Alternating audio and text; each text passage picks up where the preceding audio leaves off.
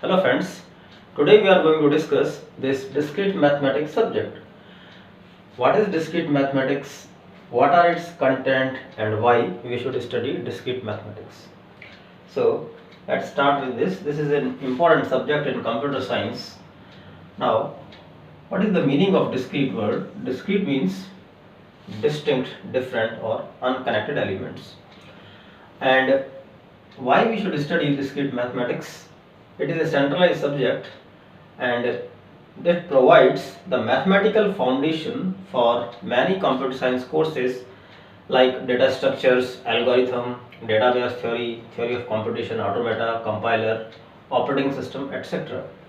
So by studying discrete mathematics, we will develop all the necessary foundation which are required for these centralized subject.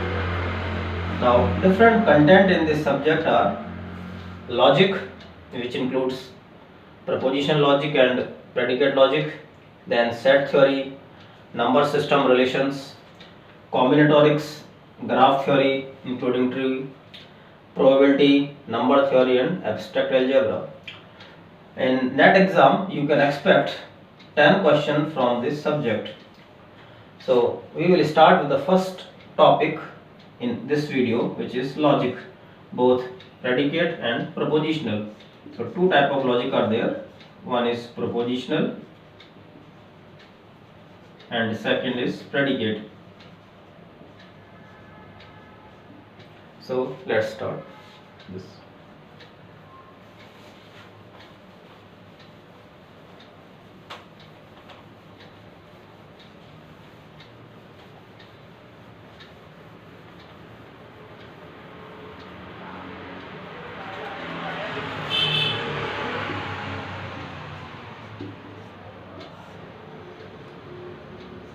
Propositional logic. To understand what is propositional logic, first of all, let's define what is proposition.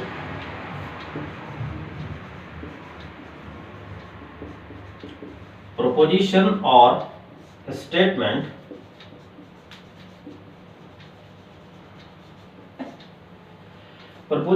statement is a declarative sentence which can be either true or false. So, statement or proposition is a declarative sentence which may be true, which may be either true or false, but not both. For example, if I say today is Thursday, I am declaring that, or the sentence is declaring that today is Thursday. So it may be either true or false. Now today is indeed Thursday, so this statement is true. Now this true or false are called as truth values. They are called as truth values of any proposition or statement. So today is Thursday is a proposition.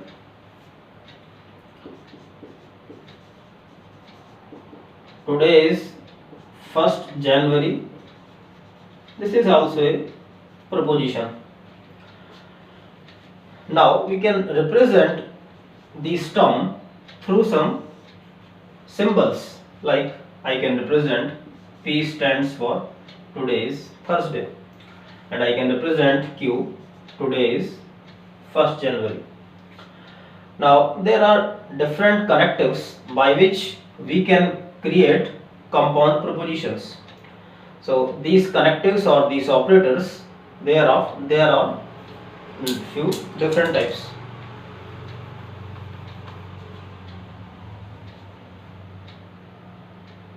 So first connective is negation. Symbol is this. If we use logic or in computer, we can represent through this sign. This means negation. So what is the negation of this P? Today is Thursday. Negation will be negation of P, which means today is not Thursday. Today is not Thursday. So this is a compound preposition, or you can say this connective is applied on preposition, any preposition. So this is the smallest possible compound preposition. Today is not Thursday. Negation of P. We can also double negate it. Negation of negation P. It is not true that today is not Thursday. So it indeed means today is actually Thursday. So double negation is equals to the original preposition. Few more connectives which are used to make compound preposition.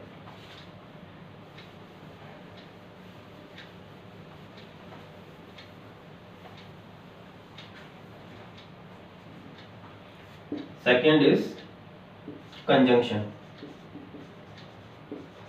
Conjunction or AND operation.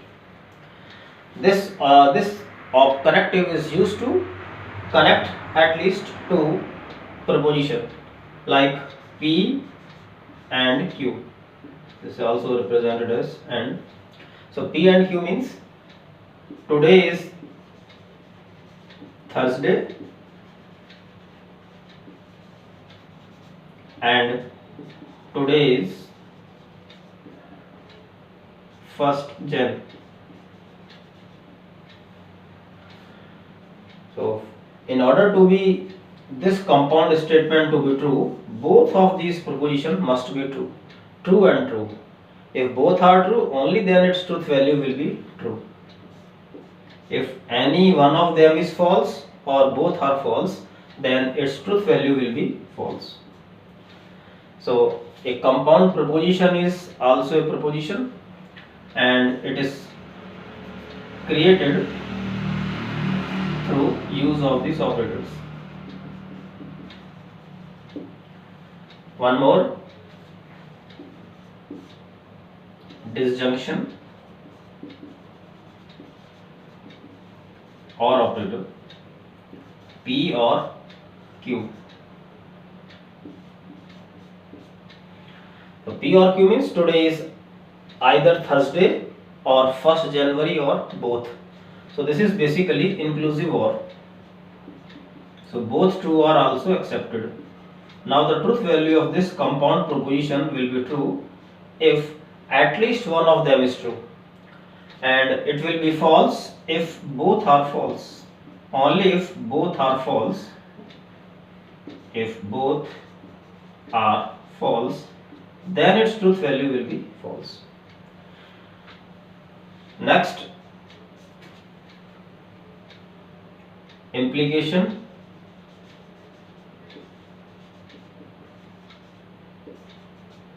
Like P implies Q. So the meaning of this is if P then Q.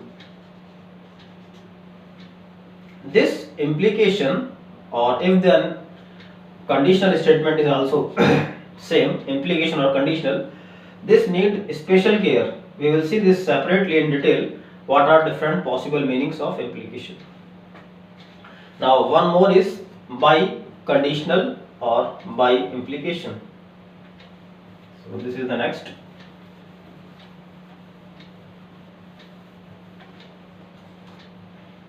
Number 5, by conditional or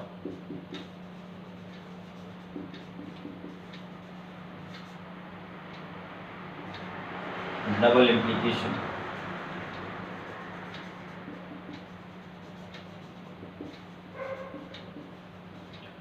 Like P by conditional Q.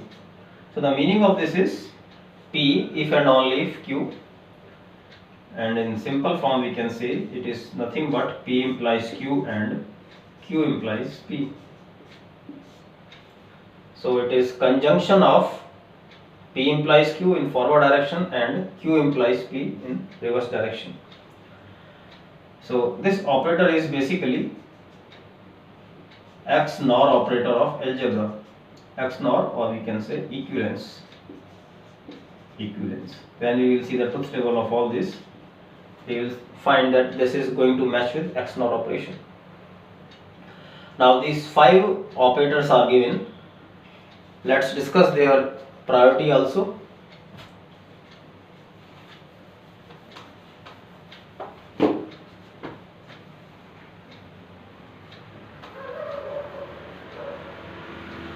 Or their precedence.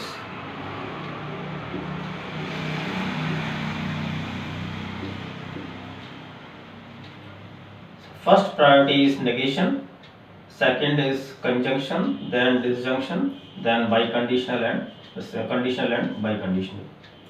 So if this statement is given, negation P implies Q. So first we will calculate negation of P, then negation of P implies Q, that truth table we will create.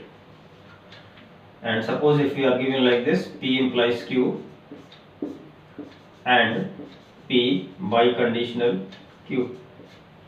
Now since there are braces, so everything is clear.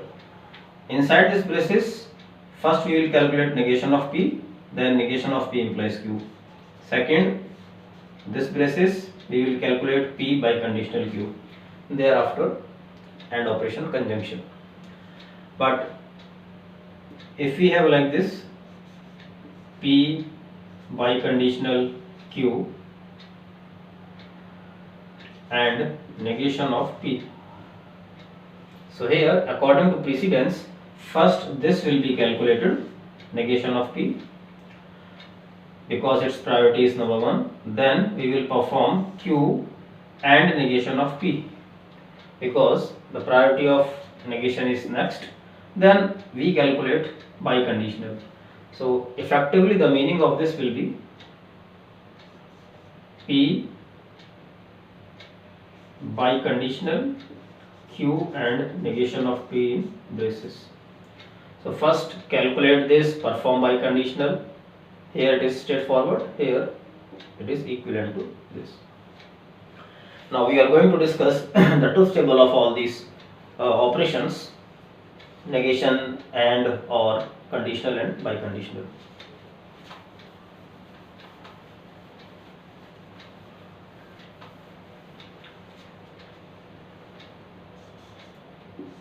Let's take 2 proposition P and Q. Negation of P, negation of Q, P and Q, P or Q, P conditional Q, P biconditional Q. So since every proposition can take 2 values, true or false, we will have 2 raised to the power 2 number of variables, 4 rows. 2 variables we have, and each variable can take 2 combinations. So total possible combination of rows are 4. So let's see. One possible combination is true true, another is true false, then false true, then false false.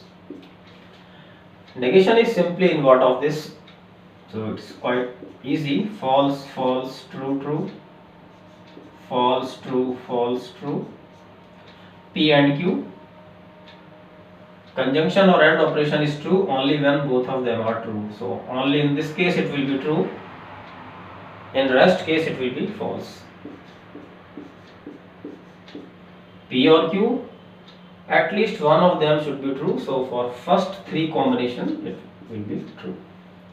False and false, only this will be false. False or false, only it will be false. Now what about P implies Q? P implies Q is true whenever right hand side is true or whenever left hand side is false. So true implies true, right hand side is true, this is going to be true. True implies false, right hand side is false and left hand side is true. No, so not false, so true implies false will be false. Right hand side is true, it is true. Right hand side is false, but left hand side is also false. False implies false is true. So the main point in P implies Q is if P then Q. If P is true, then Q must be true. If P is not true, then Q can be anything. So if P is true, Q must be true. We are getting true. P is true, but we are not getting Q as true, so it should be false. Now here P itself is not true, so if P condition itself is false, so then there is no condition on Q. So false implies true will be true, false implies false will be true. Now P biconditional Q. In short, we can say both of them, if both of them are same, then result will be true. True implies true, both of them are true, so it is true, and here both of them are false, it will be true. If they are different, then it will be false. Now we can also calculate few other things like negation P and Q, any other possible combination, but this is the fundamental truth table we all must know. So till now we have seen what are different connectives, their priority and their working of truth table. Let's take an example, a statement which is not a proposition. Like if I say, how are you? It's a question. So answer may be I am fine, I am not fine, or I am okay. So it is not a declarative sentence and answer is not true or false. So this is not a proposition. Similarly, what is your name? Or what is your age? So again answer cannot be true or false. Answer can be multiple, 30, 20, 40, anything. So again this is not a proposition, neither it is declarative, it is just a question. Few interesting example like which are not proposition. This is not a proposition, this is not a proposition. Let's take one more. X plus 4 is equals to 10. Now it contains a variable and variable can take any value. So we are not sure whether this statement is true or false. It can be true if x is equal to 6 and it can be false if x is not equal to 6. So this statement can be both either true or false.